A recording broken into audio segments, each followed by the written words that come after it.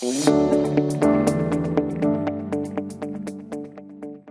morning, everybody, and thank you for registering and joining us today.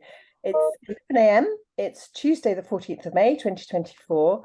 I am Jane Pendlebury. I'm the CEO of HOSPA, the Hospitality Professionals Association. Today, we are here to talk about revolutionizing P2P and F&B financial operations through AI and tech. I am absolutely delighted to be joined by Chantel and John, and I will ask them to introduce themselves in a moment. We're due to be live with you today for around 45 minutes with time for questions at the end. So please do pop your questions into the tab at the bottom of the screen, and we'll do our best to answer those today if we can. If for any reason we don't get round to them all, we'll get back to you afterwards. We are recording today's webinar, and a copy of the recording will be available on the website within the next few days, perhaps the beginning of next week. We're going to be talking about revolutionizing procure-to-pay, F&B financial operations through AI and tech. But Chantel, could I ask you just to introduce yourself and say who you are and what you do for use? Yes, of course. So hello, everybody. So my name is Chantel, and I'm a sales executive here at Use. I am specialising in the UK market, and today I'm really looking forward to discuss how P2P can help you revolutionise AI and tech can help you revolutionise the P2P side of business. Brilliant. Thanks, Chantel. And John, over to you. Hi, everybody. My name is John Wood. I'm the founder and managing director of Kitchen Cut, which is a food and beverage back of house system that we sell globally to multiple different types of businesses. As you can see by the picture, I'm a chef and operator for 40 years and food and beverage director and owner of my own restaurant group. This was born out of many years of frustration, really, and wanting to find something a lot easier to work with. Right, that's brilliant. Thank you both. We've got some great experts here today. So just roughly to cover the agenda, we're going to be talking about AI, data and automation and what it means for a chief financial officer, how it applies to the P2P processes, and we'll be looking at tech and data in F&B operations. And as I said at the beginning, Q&A, please do ask throughout, just pop them in there and we will address those probably at the end, unless there's anything really pressing that we want to interrupt the presenters for. But we're going to have a chance to have a quick look at both products as well. I'm literally going to start by throwing the question out there. What does AI, data and automation mean for a CFO? Chantel, should we start with you? Yeah, thank you. So it's very interesting, but when technology, automation and big data are applied to the P2P process, it means that leveraging advanced digital tools and analytics to optimize and streamline every stage of procurement and payment. And this is what it can entail. So we can expect enhanced efficiency, so automation of repetitive tasks, such as data entry, invoice processing and payment approvals, speeds up the P2P cycle, reducing manual errors, and all whilst improving overall efficiency. Also, we can expect to improve improved accuracy by harnessing technology. Organizations can ensure greater accuracy in invoice processing, vendor management as well, which is a big one, and financial reporting, leading to fewer discrepancies and better compliance with regulations. We can also expect data-driven insights. So big data analytics provide valuable insights into spending patterns, supply performances, and potential cost-saving opportunities.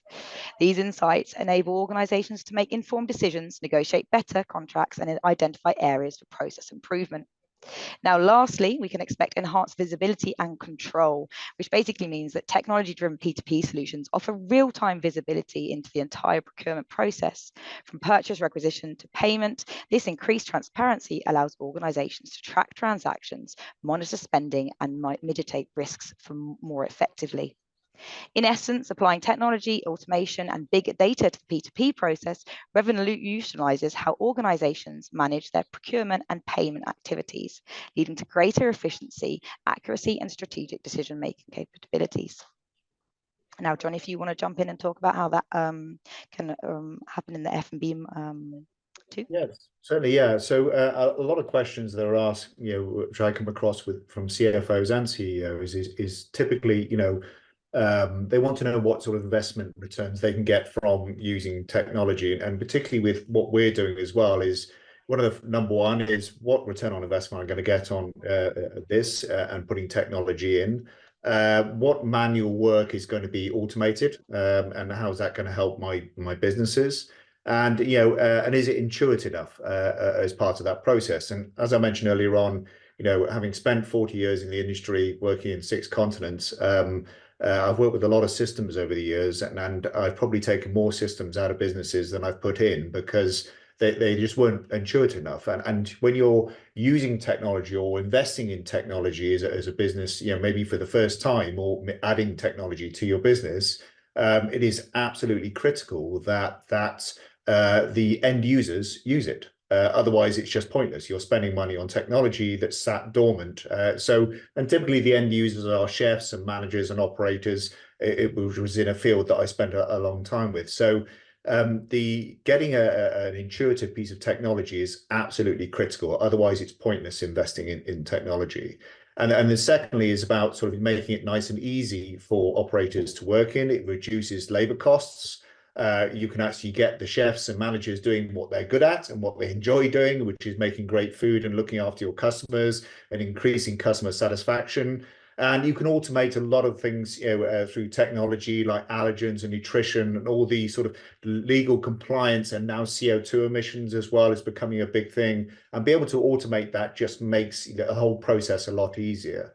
So, and lastly, in addition to reduce labor costs, you can, improve your profits, you can improve your GPs without actually, thinking about how do I just, do I reduce the cost of the items I buy, or do I just put my prices up, which is not always, well received by customers. It's really good to be able to use technology in a way that you can start to understand the performance of your menus and your dishes in your menus and how they're performing individually, which is called menu engineering, which I'm sure many of you are aware of, but be able to do that and increase profitability as part of that process. So be able to adapt, quickly, and when you're pulling data, from someone like Use, who we partner with, pulling that purchasing live, product data into our system, the system is then flagging to you constantly where you've got issues within your business, and then you can make immediate decisions and calculated decisions to improve your profitability and improve your GPs and margins in a very effective and automated way. So that's really sort of the critical things is thinking about, how do I drive profits into my business, which everybody's looking at now, and everybody's looking at where they can cut some of their costs, cut some of their administrative burdens that they've got on their businesses, and that's how AI and technology deals with that.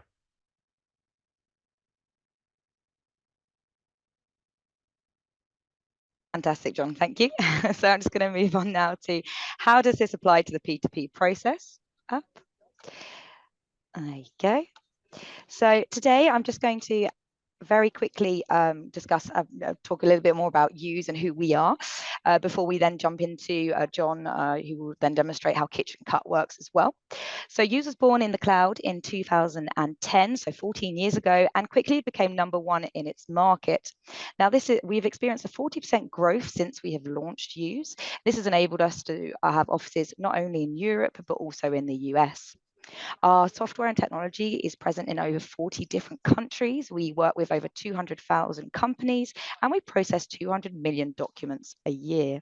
Now, why am I mentioning all of this? Because as you all know, AI learns from processing lots of documents and over time. And as we've been around for over 14 years and processed 200 million documents a year, you can imagine that our technology is one of the best in the market. We also, very importantly, have a 9 out of 10 customer satisfaction rate, which is very important for us to make sure that our customers are satisfied at all time and happy using Use in the long term as well.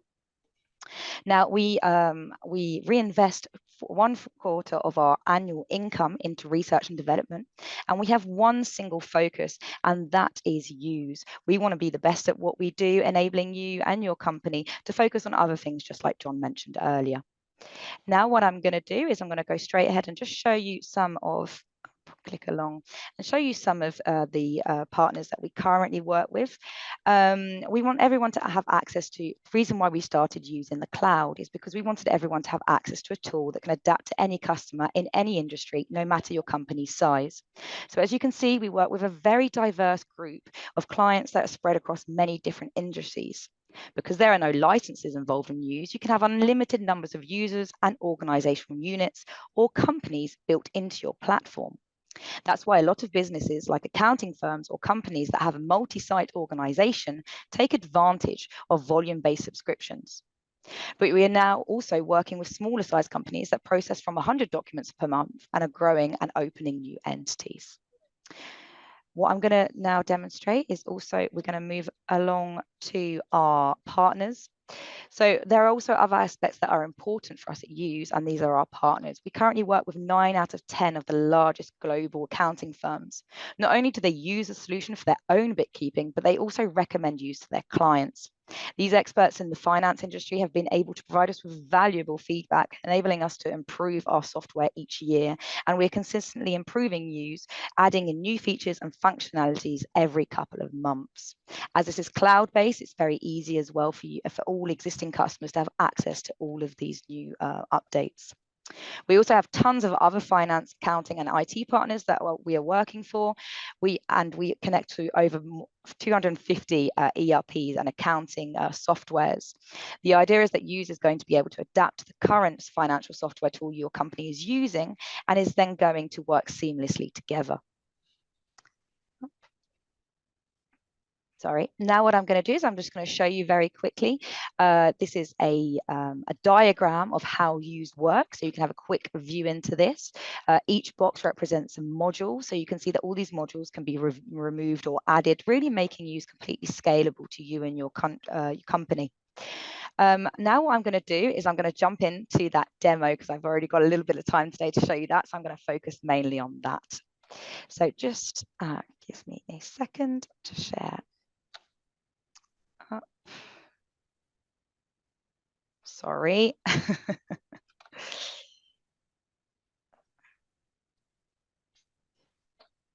Oh. There you go. Oh.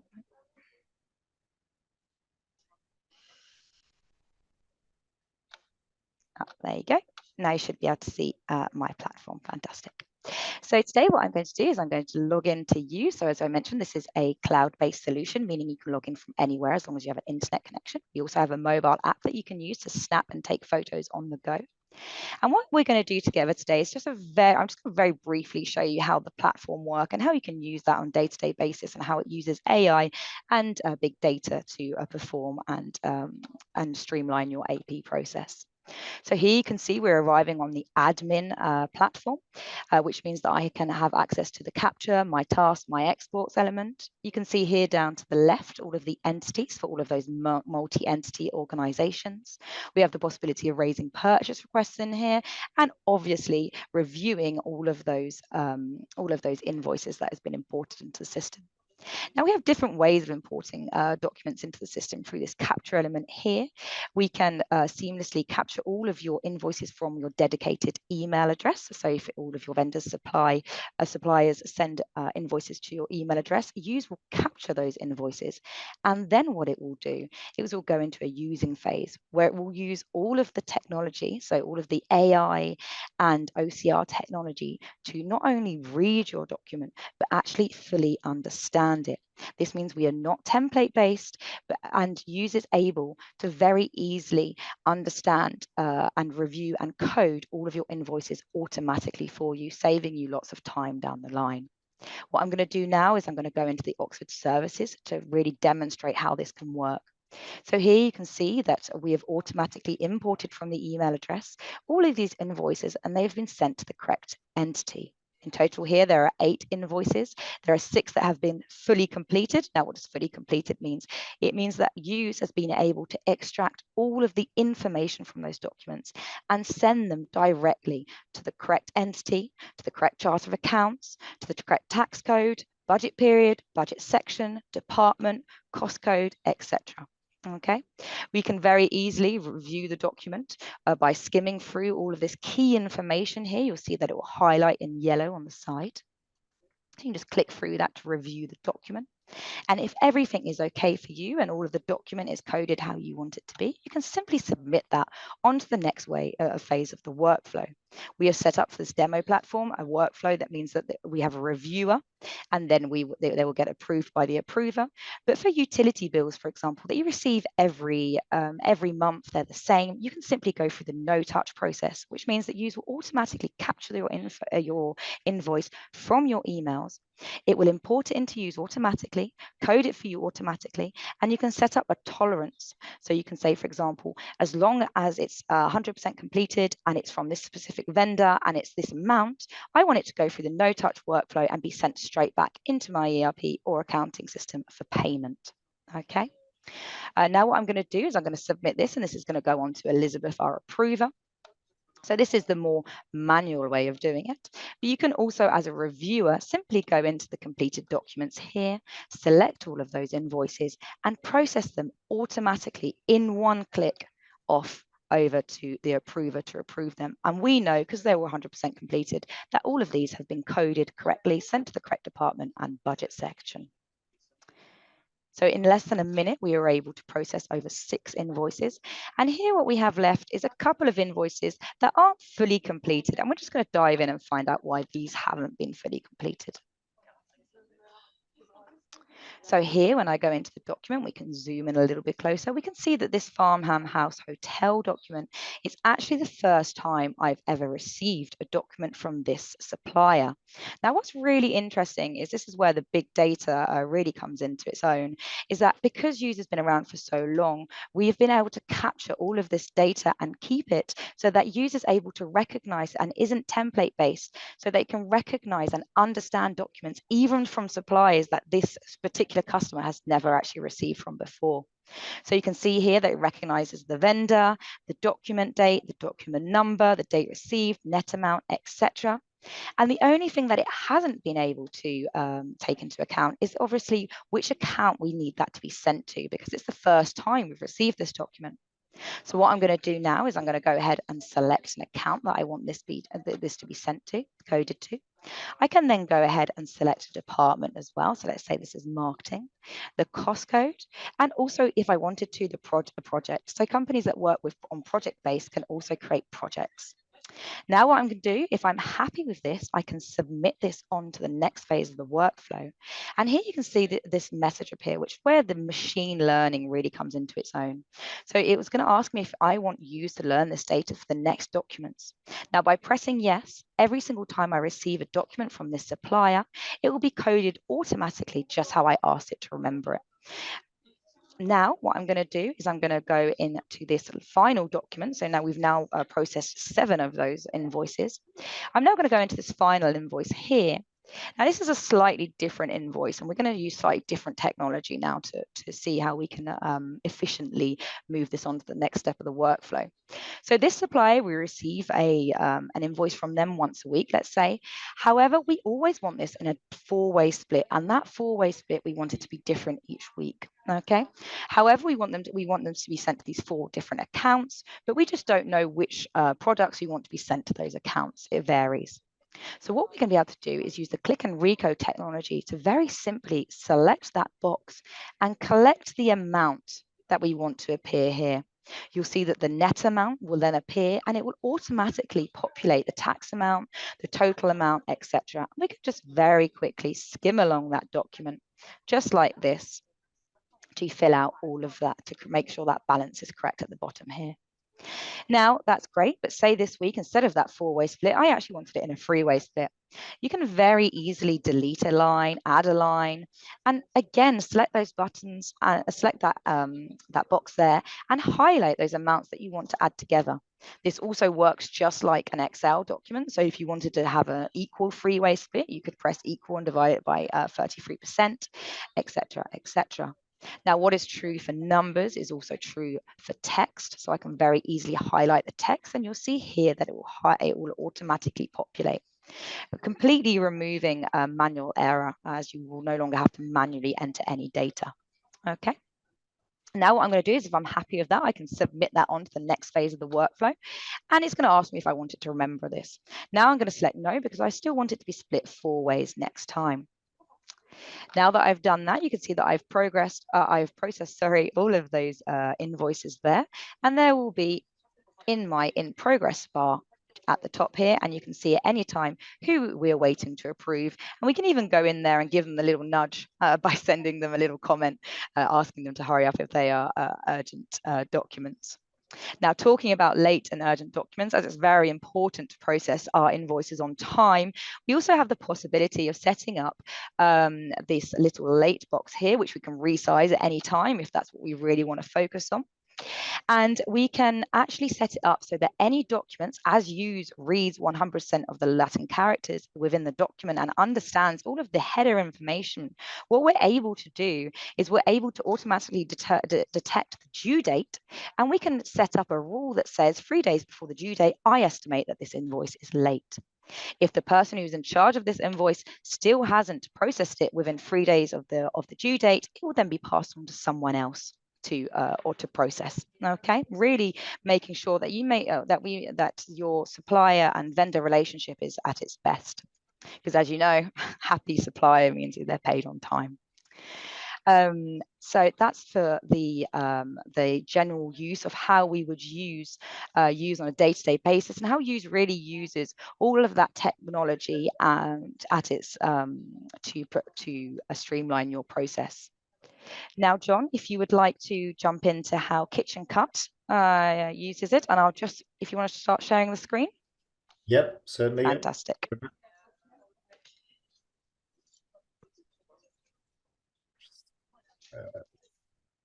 Can you see that screen okay? Perfect. Great. Okay, so as I mentioned, my background is 40 odd years in the industry, and it was really important to me to create something that was intuitive and user friendly, because typically our users are the chefs and the managers and the operators in businesses, and it's critical that the interface which they're working with, whether it be on a mobile device or a tablet or anything like that, because we're a cloud-based system, it's easy and people don't sort of glaze over as part of the whole process. So we worked a lot on end user, and particularly in the food and beverage industry, and we work now in over 40 countries. We work with large groups, medium size, and big corporate hospitality, and smaller groups as well. And we really try to support and help the sort of the administrative burden that the chefs and the managers and the operators and the general managers of each of these operations deal with some of the tasks that they have to deal with on a daily basis. So the data that we pull from use is the product data. And within the product data, there is all the supplier data. So each one of your suppliers, and you can have unlimited suppliers, unlimited, everything through the system, users, everything. And then your products, again, with no limitation on that, you then have all your products inside the system. Not only can you also have your products in there, you can also have all your allergens and nutrition, and if you wish to, CO2 values for each one of those as well. So a lot of people now are looking and coming to us and asking us for CO2 emissions. A lot of the larger groups are demanding this, as part of their process, and we have another partner called Clamato that provides that and does all the data calculation, which automatically happens inside your system. So then you can, from a recipe management point of view, you can then start to build out all your recipes inside the system. And these are really simple to build out, and whether they be food or drink recipes, so it's a food and beverage system, you can start to build out really simple specifications that sit behind that. And as an operator, it is absolutely critical that every business, whether you're serving food or drink, has a recipe or a spec sheet that sits around that, so people can see very clearly what they need to do and how they need to prepare that. That will deliver consistency. Consistency will improve guest satisfaction, and you'll run a far more successful business. When you're building out all your recipes, you can have all of your dishes, again, unlimited as part of that whole process, and you can build out any one of these as part of it. And I'll just show you an example of a particular dish. So you can then have this, again, available to the operators anytime, any place. You can have videos embedded into the recipe, so it makes it really interactive.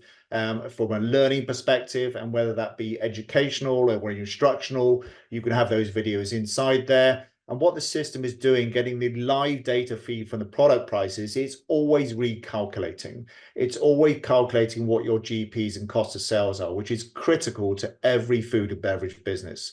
About managing your GPs and managing your costs and managing how your dishes are performing is absolutely critical to a successful business. So when you're pulling all this data through and it's coming through live, you can have all your recipe spec sheets. It's dealing with all the costings. As I mentioned, it's dealing with all the allergen data and nutritional data as part of that, should and if you want to do that. Allergens is a legal compliance, in the UK and also through Europe. And you can then map and do that without having the worry or the concerns from an operations point of view that potentially you could get caught out, or even worse, that there's something serious could happen to one of your customers. Nutritional data is a huge thing now, and a lot of our clients are now looking at how they can look at nutritional data, how they can display that on their menus. We can do all of that and display things on digital menus through QR codes. Everything can be displayed, and it's all controlled in one particular area.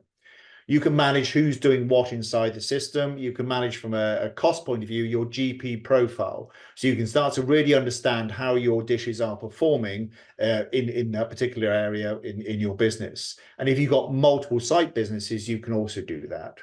So what's really important is, when you need to be told when there's a problem. And our system constantly flags to the end user, you have a problem with one of these dishes or this menu or this function menu or whatever it is, a party menu. And quite typically, chefs will do costings, or bartenders will do costings, or events teams will do costings. And as soon as you've costed that, because of the product prices fluctuating hugely at the moment, it's out of date by tomorrow or even next week. So what you want is be able to have a system that is constantly telling you, you've got a problem, you need to address this problem and be able to deal with that. And this system does that in a very effective way. So it's telling me now, these dishes are not performing to the margins I want to achieve. Lots of businesses will have things like a club sandwich or a Caesar salad on their menus, and they'll run that for 6 months, 12 months at the wrong margins. And people are wondering why they can't achieve the profits they want to achieve, because there's no chance of you doing that because everything is costed incorrectly. So this is a live version of that as part of the whole process. So now you can actually start to see where your problems are. You can go in and edit that. So if I take a cheese board, for example, the system is telling me I need to sell this at 15.68. My actual selling price is £14. So I'm not going to achieve my targeted margins of under 30%. So what you can do, as part of that, the chef could go in there and just make small adjustments to this and say, right, we're just going to tweak the size of the portion, or you may change the cheese or whatever it is, and bring that back in line, and then change that as part of the process. And all of a sudden, that's then bringing this recipe back in line. And then you can go through there and you can message the teams and saying cheese board specification is changed. And everybody knows, if you're a group that's got multiple sites serving the same item, but everybody knows immediately this changes. And from that minute onwards, you're selling that cheese board at the right price instead of selling it at the wrong price and the wrong margins and the wrong profitability. And this just gives you absolute clarity and control over your margins, your costs, your GPs, and your profits. And what we also do is menu engineering. We do lots of things as part of that. We do menu engineering around your recipes and how they perform. So you can put in your sales data, and you can start to then understand how your dishes are performing against all the rest of the dishes. Menu engineering is absolutely critical if you're going to do this in any one of your businesses. And understanding the performance of your dishes as they sit within a menu is absolutely critical to know what you need to sell more of, what you need to sell less of, how they're performing individually against each other. And typically I go into lots of operations and say, do you know your best performing dish? And they won't. They'll know what the margins are, possibly, if they've done it in Excel, or they'll probably know which dish they sell the most of, because that's what they do. But actually, when you look at it as a combined effort of your dishes that you're performing, it then starts to break it down into menu engineering terminology, which some of you may be aware of. This is internationally used, whether it be a plough horse, a dog, or a star, and how it performs, but also how it performs from a GP perspective, and how much money it makes, at each one of these dishes. And that's when it's really, really important. And as a chef, consultant, operator to global brands, for the last 20 years, I have not changed a menu anywhere without using menu engineering. It is absolutely critical. If you want to drive profits and you want to improve your margins and you want to then be able to change things immediately today without buying cheaper chicken or without putting your prices up, this is how you do it. And this is how you control your margins and drive that profitability inside your business. We do a whole raft of other things through digital menus and QR codes. And you see a lot of menus now where you can scan a QR code and you can see your allergens, or you can see your menus. You can have these embedded in your website as part of the whole process. So really easy to manage and work around, managing your business in a really intuitive, easy format for everybody to understand as part of that. We can then link up your POS systems to produce real live sales data. So when you're performing, your POS is then producing your sales. It's then sending us that data on a daily basis. And then we can do all the sales analysis and look at all the details of what you sold, what the menu engineering is, how they're performing these dishes. So you can really start to analyze your different businesses and the performance of those menus and performance of those dishes on there as well. There's a whole raft, which we don't have time to do, to go through sort of theoretical sales and sales records. Really, really important to sort of understand how your dishes are selling, how they're performing against all the other dishes, as I mentioned earlier on. And then, really, there's a whole sort of team aspect where you can message inside the system. You can have all your tools and forms as part of that whole process, and really get on top of, having one place that you would do everything. And the same works from an inventory point of view. I've taken a lot of stock takes in my time, and they are long and laborious processes and usually highly inaccurate as well.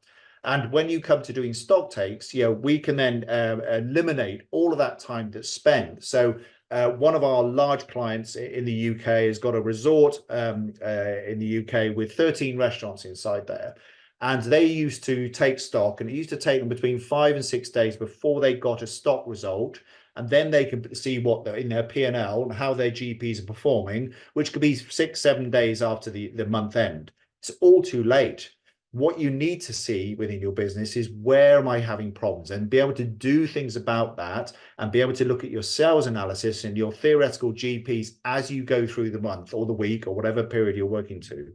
So be able to make adjustments and not just get to the end of the month where most businesses are, and they get a P&L and they look at it and say, oh, we didn't achieve margins this month. So what we're going to do, we're going to have to put the handbrakes on for next month. Our system gives you absolute transparency where your margins are every single day, every single hour, about managing that and controlling all of your stock counts and managing all of those as well. So you can see what you should have in stock in your business right now. That's really powerful, to be able to have that transparency and be able to see these things and make educated financial decisions on your business every single day, to make sure you don't have that surprise at the end of the month where you're not achieving your margins, you haven't hit the profit you wanted to do, and there's nothing you can do about it because that month is finished. We give you absolute transparency to be able to look at that and change things as you go through, day by day, week by week, so you get to the end of the month and there's no surprises. And with that stock take I mentioned, as part of that, they used to take 5 or 6 days. They now do their entire stock take, food, beverage, and consumables, in 4 hours. So the time spent doing this, that wasted time of people taking stock on Excel spreadsheets or on, clipboards or whatever they're doing it on, you can now do in devices in a fraction of the time with 100% accuracy, where before they wouldn't have the accuracy that you had. So now you're pulling from live data and all of your data feeds working through as part of that, from the prices that are coming through from the suppliers as part of that whole process. So it just makes everything a lot smoother, neater, and more accurate. So there's really, what Kitchen Cut is. It does multiple things as part of the whole process, and it's just really a sort of easy to use, intuitive platform as part of it. And happy to demonstrate, in further. This was a helicopter view of all the different reporting and business intelligence that we put through, but it just gives you a good introduction to what we do. Thank you. That's brilliant, John and Chantal. Thank you both very much. Some very clever tech there actually, and I've seen both your systems before, but there's definitely been some advancements, which is always very exciting to see. So thank you for that. Some great time saving and cost saving and hints and tips in there. So amazing. Thank you both very much. Let me just have a look to see what questions we've got. I know we've had a couple come in. And what we always get with any tech question is how disruptive is it to change systems or to implement systems? And that's actually specifically, Chantal, for you at you. So how disruptive is it putting your system into an existing business? So being completely cloud-based, that is a great question, but because we are completely cloud-based, obviously it's a lot easier to set up. There's no invasiveness on your tech side. We are simply browser-based as well. So the main work is actually going to be done prior to setting up use, and that's going to be in the digital transformation, because not only are you setting up a new software, which is very easy to use, but you're actually changing the way your company works by maybe setting up, maybe before you didn't have for example, a no purchase order, no pay, for example, or you didn't have an approval workflow, or you did have one, but now thanks to being able to create as many workflows as you want within your system, you might want to increase that or improve that. So it's disruptive, but in a good way. And it means that at the end, you will be able to streamline very quickly and have a lot more efficiency within your system. And it's really not it's really, the idea is that the software helps that, but everything internally needs to be, we help you do best practices, basically. We help you set up how you want your company to function.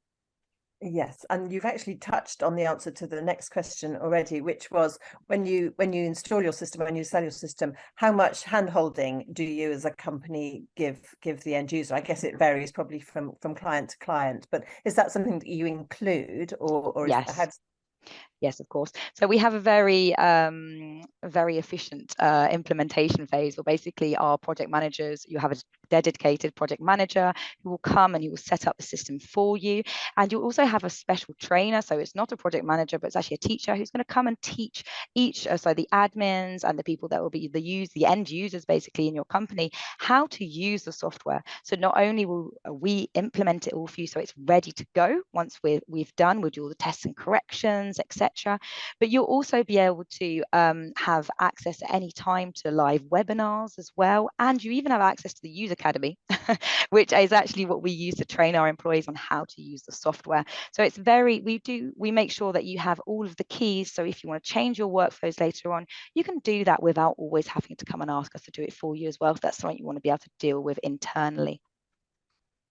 Yeah, we're the same in the sense that, and that's why we work really well together with you is we're obsessed. We're obsessed with operators and being able to adopt software. And it is quite challenging and can be quite disruptive if not dealt in the right way. So we take a very detailed approach and a bespoke approach to all our clients and saying, where are your pain points? What do we need to solve first? Don't try to eat this apple whole because it's not going to work. So actually, let's just work through a very detailed handheld process through your operators so they're not getting confused in how they sort of implement that. So it is absolutely critical to have that buy-in, as we call it, because without that buy-in, chefs and managers are funny creatures, and I can say that because I they'll just won't use it. And we put a system into a big group I used to work with called Jumeirah International in Dubai, and nobody used it. And they spent hundreds of thousands of dollars and loads, and nobody used it. And it pulled out, and we lost a fortune on it because they just didn't think about the end user as part of that whole process. And I've seen that in Southeast Asia and the UK, and people spending vast amounts of money and not thinking about how do we make sure everyone feels comfortable with this. And that's where Use and Kitchen Cut are exactly the same, is we work through understanding our clients, understanding their needs and the pressures of their business, because you still got to run a business at the same time, and working through that at a correct pace to make sure it's implemented in properly. Rushing implementation is the worst thing you can do. It's a steady pace that you can take the teams through so everybody's bought in. Yes, I think that's true of any software sale, any computer at all, because if you don't have the buy-in and the people aren't willing to use it, then it's not going to get used, is it? So yes, I think my background is actually selling software, and I used to you do the sale, but then you'd absolutely make sure that you went back to ensure all those people are actually into it and understand it, and maybe make them think they've been part of the decision-making process, even if for whatever reason they haven't been by their own staff. Now I've got one more question, so please, if you have got any more questions, please keep going. But the last one I've got currently at the moment is about pricing. So it may be an impossible one to answer because every client is going to be different, but there is a question about pricing. So whether you would prefer me just to connect you directly with that person, or if you have a sort of a standard that you can work to, Chantal, is that of any? Is there anything you can add to that? So I can add that we are not entity or license based. You can have as many users and entities on your software as you want. For a more detailed price, I definitely recommend connecting us afterwards, so we can really go into what they need and we can make the software fit their needs. Yeah. I And suppose John, our side, it's I've bought a lot of software over the years in businesses, and I used to say to people, so why am I paying for this when I'm only using that? It's like, well, that's you have to have everything. I said, well, I don't want everything. I just want that. So we do a modular, and we find out through a series of workshops with our clients before we even move on to any sort of implementation is what do you really want, and what do you really need at the moment? Because there's no point paying for stuff you're not going to use. So we can do a modular implementation to make sure that you're absolutely only paying for what you're using. You're maximizing what you're using as part of that. So you're not, paying excessively as part of that. And we do a same, unlimited users, unlimited, sites that you can put into that. And it's very simple. We keep it very simple from an operations point of view. People just want to know how much am I going to pay per unit, and that's it. And we just keep it very simple, modular process, so it's nice and easy. And again, we'd love to chat to you, as part of that. And we have sliding scales depending on sizes of businesses as well as part of that process. So yeah, there's all different pricing angles that we can look at. Yeah. right, brilliant. Great answers from both of you. Those actually do answer my open questions. So if there are any more, people do be quick. But otherwise, I think unless Chantal or John, you want to say anything that you've missed, I will start to draw this to a close.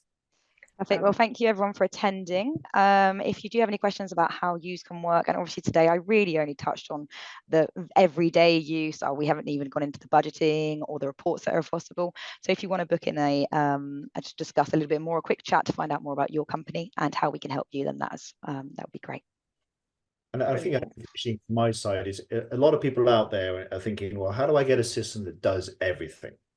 And it's got to do all the things as well. And that's why we partner with people like you, because they're brilliant at what they do. And we are brilliant at what we do. And when you are looking for technology, don't try to find something that does everything. Particularly, it's like a sofa bed. When you buy a sofa bed, you end up with a bad bed and a bad sofa. So actually, what you need to do is not try to find something that does everything. Is try to find best in class that integrate and speak to each other. And that is critical in technology. You will not find something that's brilliant at everything. So just think carefully about what you do and who you partner with as part of that process. It is absolutely critical. Right, yes, and everybody's needs are slightly different, needs to be adapted separately. So that leaves it to me to say thank you all very much for listening and for joining in, and for those of you that put questions in, that's great. And thank you very much, Chantal and John. That was really useful, really insightful, and I think probably very interesting for all of our delegates today. I just do need to point out that the opinions put forward are those of Chantal's and John's and their respective companies. If you want any formal advice for you specifically, then I can facilitate those introductions to either of the two speakers today, or any other professional advisors should you want any introductions that I might be able to help you with. Please just come to me and I can do that for you. And we are recording this today. If you want to share with your teams, that will be available hopefully by the end of this week or the very beginning of next. And the other thing I just wanted to mention, because of the audience today, we have our regular annual finance update with BDO on the 5th of June. So BDO, we work with very closely. Each year, they give us a lovely summary specifically for hospitality on what's going on, what you need to look out for, and where you may be missing opportunities to save some tax or whatever it might be. So please take a look at hospa.org to register for that if you'd like to come as well. But that's absolutely wonderful. Thank you again, Chantal. Thank you, John. Really appreciate it. And again, thank you all for listening. And we look forward to seeing you all again soon. Thank you. Bye-bye. Thank you. Bye. Bye.